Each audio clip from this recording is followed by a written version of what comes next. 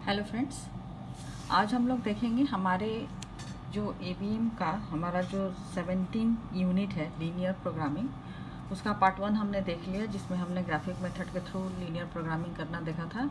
अभी हम लोग सिंपलेस्ट मेथड के थ्रू इसको करेंगे। तो another method of linear programming is simplex method. The method is complex with computer programs, spreadsheets available. It is possible to use this method effectively and solve equation with as many as 10 to 12 variables. तो अगर हमारे पास computer program है, कोई Excel seat है, तो उसके through हम लोग इसको ईजिली कर सकते हैं, लेकिन हम लोग इसको मैनुअली करेंगे फ्रेंड। तो आइए देखिए इसको कैसे किया जा सकता है। A company manufactures cricket bat and chess set. Each cricket bat gives a profit of ₹2 and chess set gives a profit of ₹4. तो एक कंपनी जो है वो क्रिकेट बैट और चेस सेट मैन्युफैक्चर करती है, और हर क्रिकेट बैट में ₹2 का प्रॉफिट होता है और चेस में ₹4 का प्रॉफिट होता है। और यहाँ पे देखिए एक टेबल दिया हुआ है फ्रेंड, इसमें उसका 3 वर्कशॉप का दिया हुआ है, जिसमें कि आपका अवेलेबिलिटी पर डे जो है 120, 72 और 10 है, जिसमें क्रिकेट बैट जो है वो 4 है, ये 2 है, ये 0 है, इसमें 6 है, ये 6 है और ये 1 है। तो if the company wants to maximise the profit, how many cricket bat and chess set should be produced per day. तो अगर उसका वर्किंग आवर जो है वर्कशॉप का, उसमें 120 में 4 आवर्स क्रिकेट बैट के लिए, 6 आवर चेस सेट के लिए, 72 में 2 आवर्स क्रिकेट बैट के लिए, 6 आवर चेस सेट के लिए, और वर्कशॉप 3 में 0 आवर्स क्रिकेट बैट के लिए और 1 आवर चेस सेट के लिए। तो पर डे कितना बैट और चेस सेट बनाना है जिससे कि उसको सबसे ज़्यादा मैक्सिमाइज प्रॉफिट हो। अभी यहाँ पे इक्वेशन में माना है फ्रेंड कि let the production B for bat and C for chess set.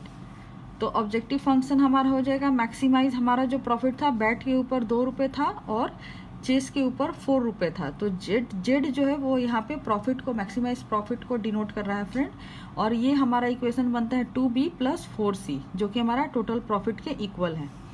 अब अभी यहाँ ऊपर में जो ये वर्कशॉप का डेटा दिया हुआ है, इससे हमारा पहला इक्वेशन बनता है ये 4B और ये 6C, इसका लेस इक्वल 120, वो यहाँ पे है। ठीक वैसे ही 2B + 6C लेस इक्वल 72, ये हमारा C में दिया हुआ है, देखिए। और ठीक वैसे ही यहाँ पे तो 0 है, तो क्रिकेट बैट हमारा बैट का कुछ भी नहीं होगा। चेस हमारा 1C लेस इक्वल 10 होगा, तो 1C लेस इक्वल 10। और यहाँ पे B और C की वैल्यू जो है फ्रेंड वो भी 0 से ग्रेटर इक्वल होगी।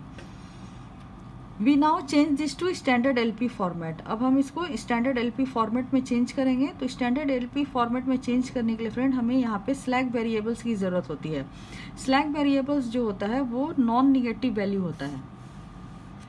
यहाँ पे देखिए स्लैक वेरिएबल जो है it takes non negative values. In fact all the variables in this equation take non negative values. तो स्लैक वेरिएबल्स हम लोग इसलिए लेते हैं कि अगर इसमें कुछ एरर रहेगा तो वो उसको निकाल देता है। तो इसीलिए हम यहाँ पे 3 स्लैक वेरिएबल्स लिए गए हैं, देखिए। एक है M, N और P। तो हमारा जो Z का इक्वेशन बनेगा, पहले हम इसमें देख लेते हैं कि पहला इक्वेशन है हमारा 4B + 6C + 1M = 120। 1M हमने लिया है स्लैक वेरिएबल्स को हटाने के लिए। यहाँ पे 2B + 6C 1N = 72 और 1C + 1P = 10। तो 1M, 1N और 1P = हमारा स्लैक वेरिएबल्स हो गया। और जो हमारा प्रॉफिट में है वो हो जाएगा friend Z = 2B + 4C + 0M + 0N + 0P। Z equation is also written as Z - 2B - 4C - 0M - 0N - 0P = 0। तो ये जो Z के इस साइड है, ये सारे को इस साइड ले आए तो ये माइनस में हो गया और इधर में 0 हो गया, यानी कि ये सब का हमारा जो इक्वेशन होगा वो 0 के इक्वल होगा। यहाँ पे देखिए लिखा भी हुआ है where M, N, P are the slack variables. अब इसको हम टेबल फॉर्मेट में बनाएंगे। टेबल फॉर्मेट में देखिए फ्रेंड्स कैसे बुक में दिया हुआ है। यहाँ पे बेसिक वेरिएबल्स ले लिया Z, M, N, P। Z है और ये स्लैक वेरिएबल्स है M, N, P। यहाँ पे हमने सारे वेरिएबल्स लिए, Z, B for bat, C for chess, M, N, P और ये हमारा सॉल्यूशन। तो यहाँ पे जो Z का वैल्यू है वो यहाँ पे 1 लिया है, B का वैल्यू -2 लिया है। यहाँ से फ्रेंड देखिए ये वाला जो है Z = 1, B = -2, C = -4, M = 0, N = 0 P equal to 0। ठीक है, अब ठीक वैसे ही यहाँ पे हम जो हमारा इक्वेशन 1 है यहाँ से डेटा लेंगे। तो यहाँ देखिए क्या है, B का वैल्यू 4 है, M इसमें Z यहाँ पे कुछ भी नहीं है तो यहाँ पे Z की वैल्यू 0 होगी, B 4 है और C 6 है और M जो है वो 1 है, N 0 है, P 0 है और इसका जो सॉल्यूशन है वो 120। ठीक वैसे ही सेकंड इक्वेशन हम लोग लेंगे N के वेरिएबल्स में।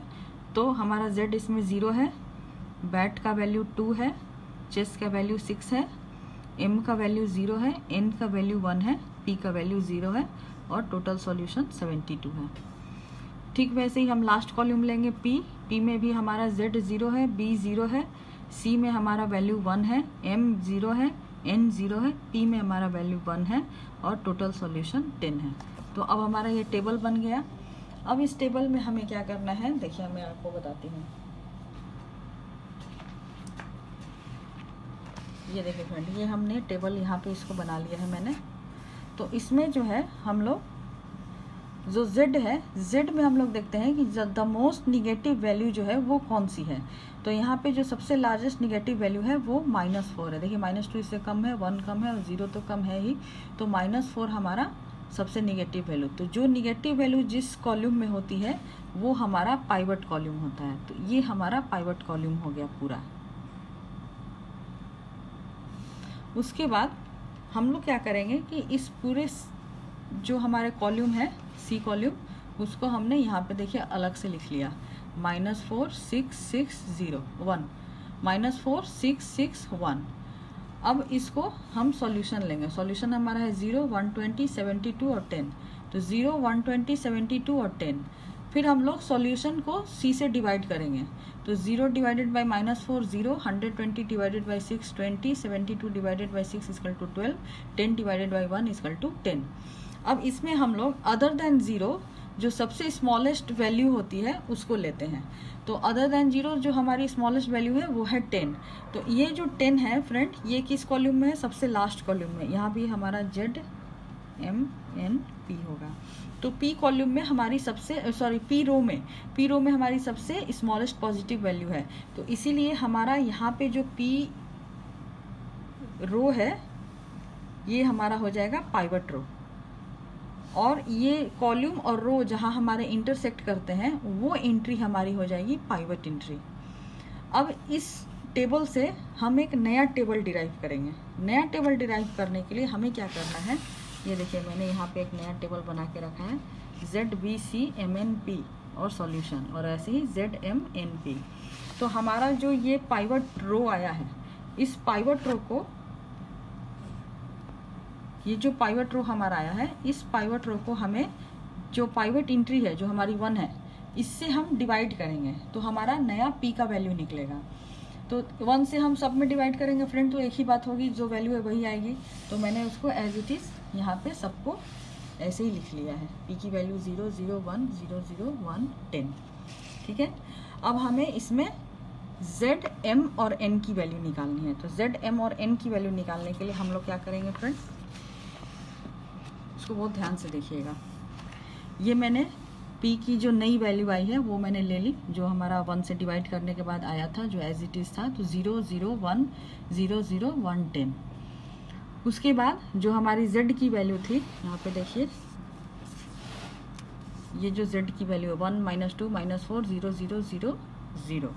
तो ये हमने यहाँ पे ले ली है 1 -2 -4 0 0 0 0। तो अब इसमें करना क्या होता है फ्रेंड कि हमारा जो ये रो है, जो हमारा पाइवट कॉलम है, इसमें हमें सारे वेरिएबल्स को 0 बनाना है। तो अब 0 बनाने के लिए हम इस P रो जो है मेरा पाइवट रो, इसकी हेल्प से हमें इसको 0 बनाना है।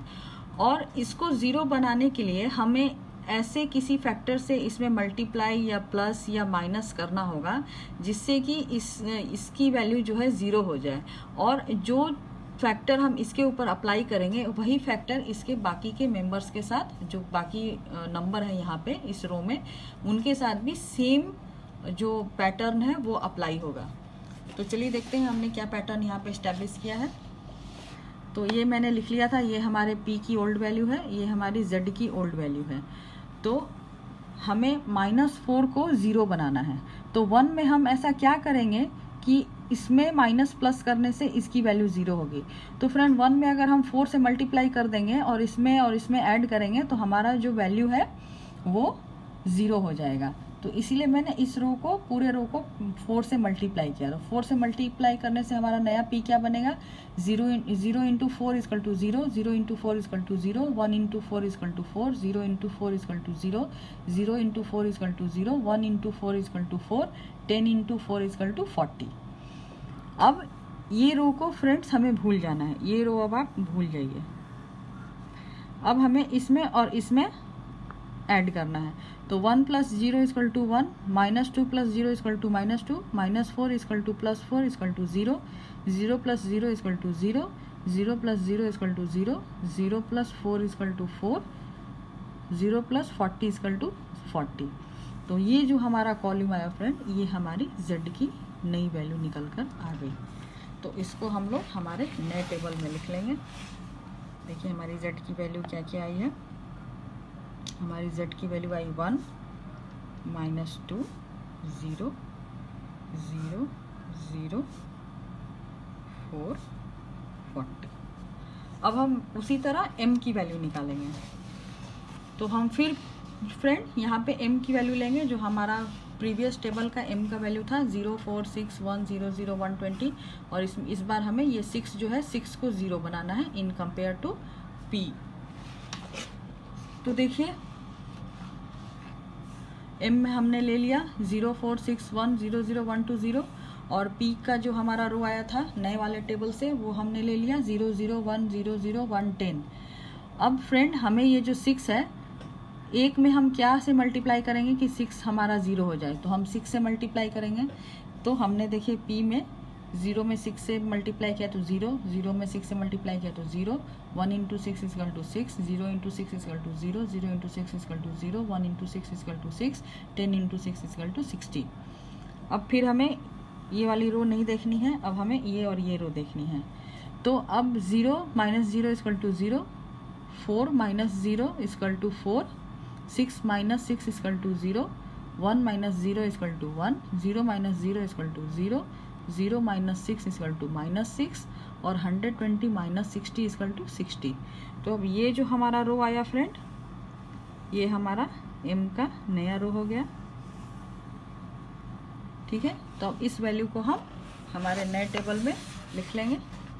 ये हमारा नया टेबल बन रहा है। तो M का वैल्यू हमारा आया Z में 0, B में 4, C में 0, M में 1, N में 0, P में -6 और सॉल्यूशन में 60। अब हमारा बच जाता है N को भी हम लोग ठीक वैसे ही करेंगे। ये जो हमारा प्रीवियस टेबल है, यहाँ से हम N की वैल्यू लेंगे 0, 2, 6, 0, 1, 0, 72। और इसमें हमको 6 को 0 बनाना है इन कंपैरिजन टू P रो। तो देखिए हमने यहाँ पे ये N की वैल्यू ले ली 0, 2, 6, 0, 1, 0, 72। और ये P की वैल्यू ली हमने पुराने टेबल से, तो 0, 0, 1, 0, 0, 1, 10। अभी इस 6 को हमें 0 करना है, तो 1 में हम फिर से 6 से मल्टीप्लाई करेंगे, तो ये हमारा माइनस करने से 0 हो जाएगा। तो 6 से हम सब में मल्टीप्लाई करेंगे, तो 0 into 6 equal to 0, 0 into 6 equal to 0, 1 into 6 equal to 6, 0 into 6 equal to 0, 0 into 6 equal to 0, 1 into 6 equal to 6 and 10 into 6 equal to 60। अब ये हमारा P, इससे हमें कोई मतलब नहीं है। अब हम N में इसको माइनस करेंगे, तो 0 minus 0 equal to 0, 2 minus 0 equal to 2, 6 minus 6 equal to 0, 0 minus 0 equal to 0, 1 minus 0 equal to 1, 0 minus 6 equal to -6, 72 minus 60 equal to 12। तो ये फ्रेंड जो हमारा वैल्यू आया, ये हमारा N का वैल्यू आ गया। तो इसको हम हमारे नए टेबल में लिख लेंगे N के वैल्यू में। तो हमारा Z का वैल्यू आया 0, B का वैल्यू आया 2, C का वैल्यू आया 0, M का वैल्यू आया 0, N का वैल्यू आया 1, P का वैल्यू आया -6 और सॉल्यूशन का वैल्यू आया 12। अब फ्रेंड हमें इस नए टेबल में हमें देखना है कि जेड रो में the most largest negative value, तो वो क्या है, वो है 2, ये मोस्ट लार्जेस्ट निगेटिव है। तो अब बी जो है वो हमारा बन गया कॉलम। कौन सा कॉलम, पाइवट कॉलम। अब इससे हम कॉलम को अलग यहाँ पे लिखेंगे, हमारा पाइवट रो क्योंकि निकालना है। तो ये देखिए मैंने लिखा है b -2 4 2 0, ये पूरा जो हमारा कॉलम है ये मैंने यहाँ पे लिख लिया। उसके बाद सॉल्यूशन हमने लिख लिया 40 60 12 10। अब हम सॉल्यूशन बाय b निकालेंगे। तो 40 divided by 2 20, 60 divided by 4 equal to 15, 12 divided by 2 equal to 6, 10 divided by 0 equal to 0। ये फ्रेंड यहाँ पे -20 होगा। अब हमें इसमें जो सबसे स्मॉलेस्ट पॉजिटिव वैल्यू है वो लेनी है अदर देन 0। तो सबसे स्मॉलेस्ट पॉजिटिव वैल्यू हमारी कौन सी होगी, ये 6 रो, यानी कि ये है Z रो, ये है M रो, ये है N रो।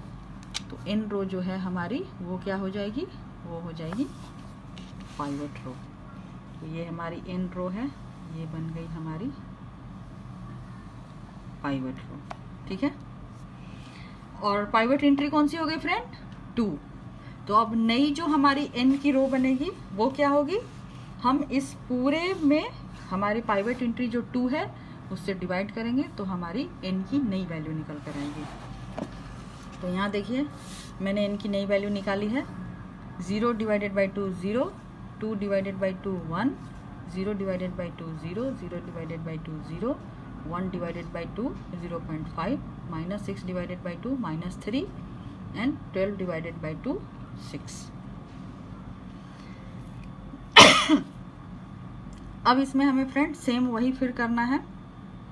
हमारा जो ये पाइवट कॉलम है इसके सारे जो नंबर हैं इस सबको हमें 1 बाय 1 करके 0 बनाना है।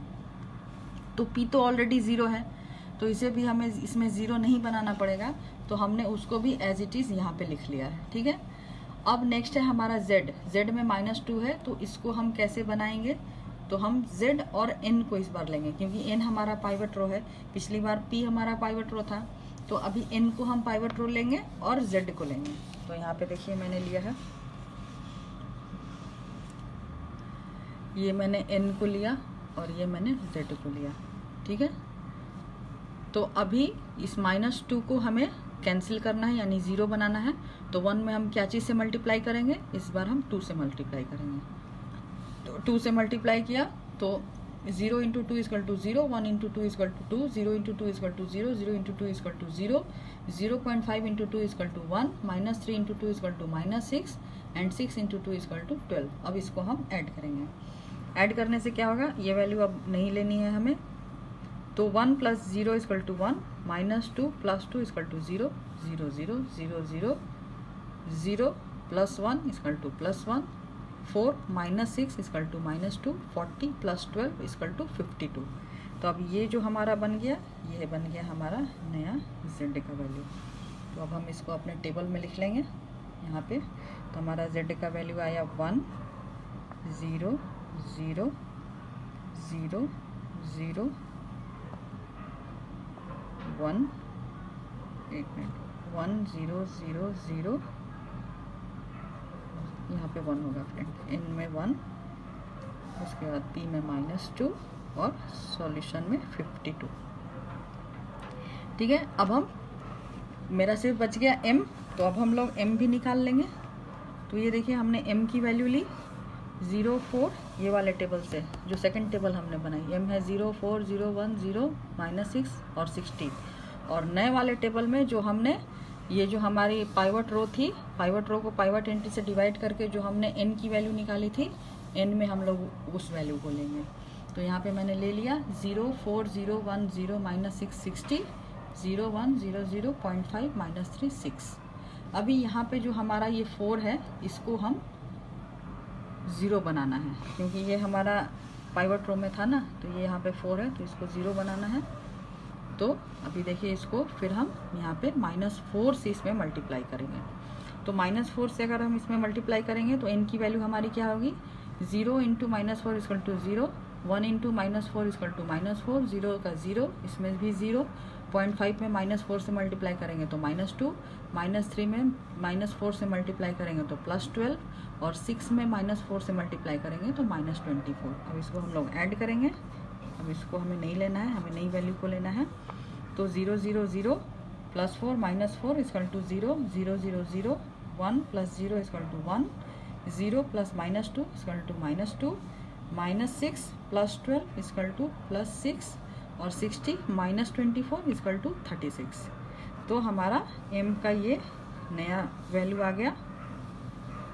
ठीक है, अब इस वैल्यू को हम लोग अपने नए टेबल में लिख लेंगे फ्रेंड्स।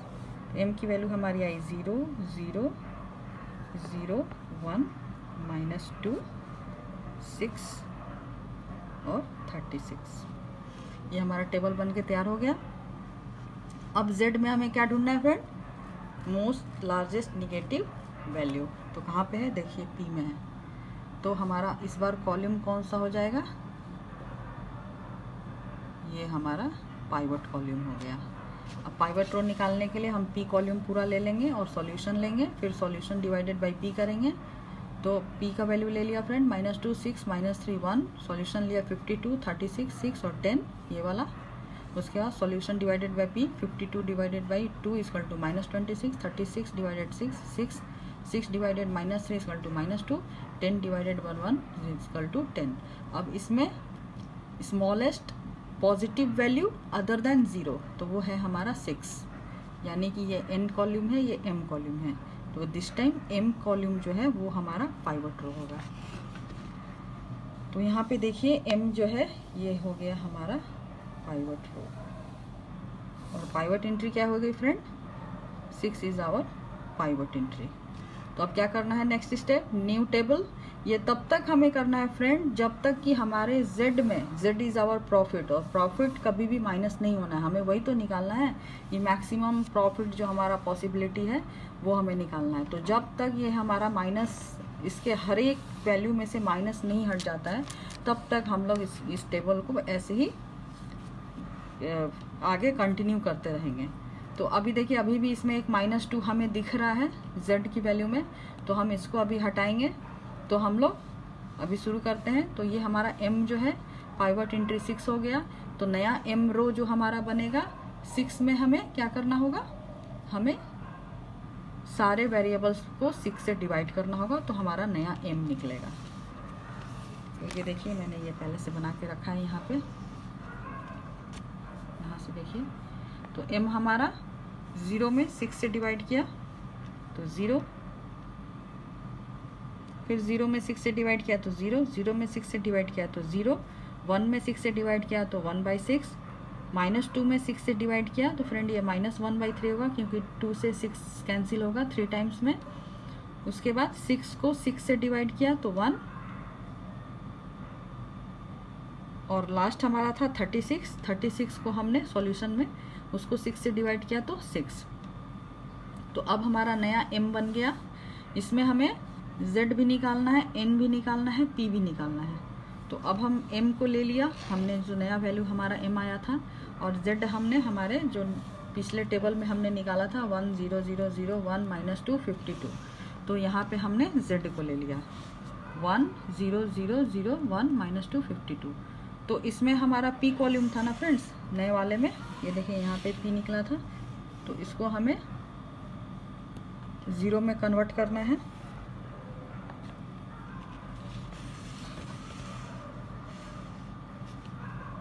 तो ये देखिए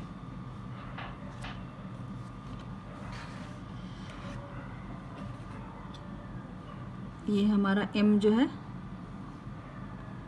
इसको हमें 0 में कन्वर्ट करना होगा, क्योंकि m के p में हमारी वैल्यू आई है 1। m के p में वैल्यू 1 कहाँ से आई? 0 0 0 1/6। अच्छा, इसको हमने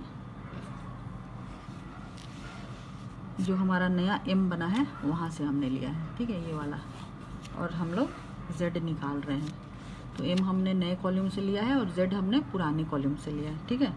तो अब हमें ये जो 1 है इसको 0 बनाना है, क्योंकि पी कॉलम को हमें पूरा वैल्यू 0 करना है, और यहाँ पे हमारा -2 है, तो सॉरी -2 को हमें 0 बनाना है क्योंकि ये पी कॉलम में है। एम का तो हमने बना लिया, तो -2 में 1 में क्या से मल्टीप्लाई करेंगे तो 2 आएगा, तो 2 से, तो हम लोग पूरे रो में 2 से मल्टीप्लाई करेंगे। तो 0 × 2 0, 0 × 2 0, 0 × 2 0, 1/6 × 2 equal to 1/3, -1/3 × 2 equal to -2/3, 1 × 2 equal to 2, 6 × 2 equal to 12। अब इसमें फ्रेंड हम लोग देखिए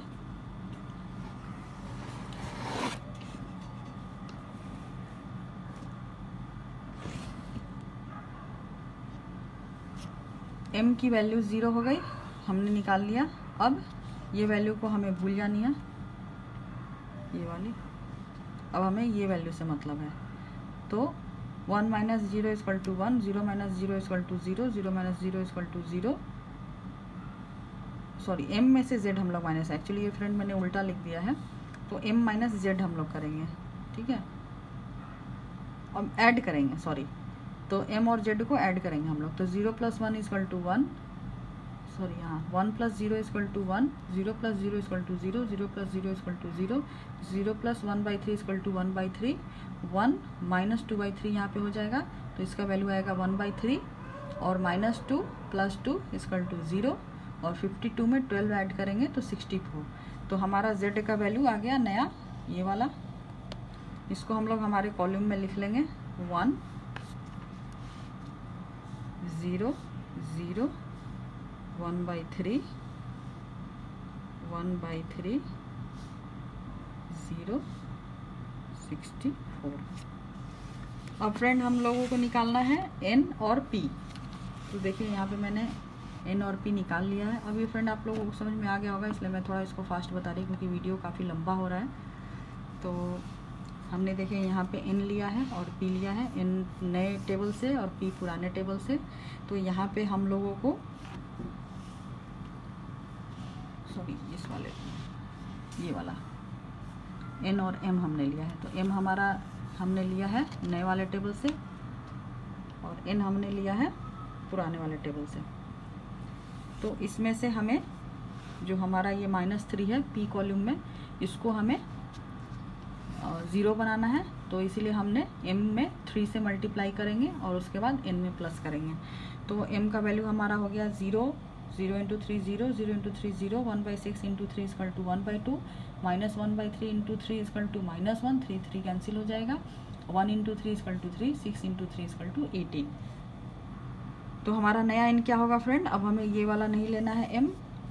0 + 0 equal to 0, 1 + 0 equal to 1, 0 + 0 equal to 0, 0 + 1/2 equal to 1/2, 0.5 - 1/2, sorry 0.5 - 1 तो 1/2, 1 में से हाफ गया तो हाफ बचा, -3 + 3 इक्वल टू 0, 6 + 18 इक्वल टू 24। तो ये हमारा हो गया n का वैल्यू। और p का भी वैल्यू देख लीजिए फ्रेंड, p का ये वैल्यू दिया हुआ है, m है हमारा 0 0 0, 1/6 -1/3 1 और 6, p का हमारा वैल्यू है 0 0 1 0 0 1 10। तो यहाँ पे हमें कोई मल्टीप्लाई नहीं करना है फ्रेंड, क्योंकि हमारा ये जो 1 है, यहाँ भी 1 है, यहाँ भी 1 है, हमें इसी को 0 बनाना है क्योंकि p कॉलम में यही है। तो हम सीधे p में से m को माइनस कर देंगे। तो 0 - 0 equal to 0, 0 - 0 equal to 0, 1 - 0 equal to 1, 0 - 1/6 equal to -1/6, 0 - 1/3 equal to +1/3 हो जाएगा क्योंकि माइनस माइनस प्लस हो गया, और +1 - 1, सॉरी 1 - 1 इक्वल टू 0, और 10 - 6 इक्वल टू 4। तो ये जो हमारा आया फ्रेंड, ये हमारा p रो का वैल्यू आ गया। अब दोनों वैल्यू को हम लोग हमारे नए टेबल में राइट कर लेते हैं। तो n हमारा हो गया 0 1 0, 1/2 -1/2, 0 24। p का वैल्यू हमारा आया 0 0 1 -1/6, 1/3, 0 और 4। अब देखिए फ्रेंड, अब यहाँ पे क्या हो रहा है कि हमारा जो z टेबल आया, ये फाइनल टेबल हमारा बना है, ये पूरा तो इसमें हमारा अब z के वैल्यू में एक भी माइनस वैल्यू नहीं है। अगर ये माइनस रहती तो हमें फिर सेम प्रोसेस जो है वो रिपीट करना होता है। अब इसमें एक चीज़ जो हमें देखनी है वो चीज़ है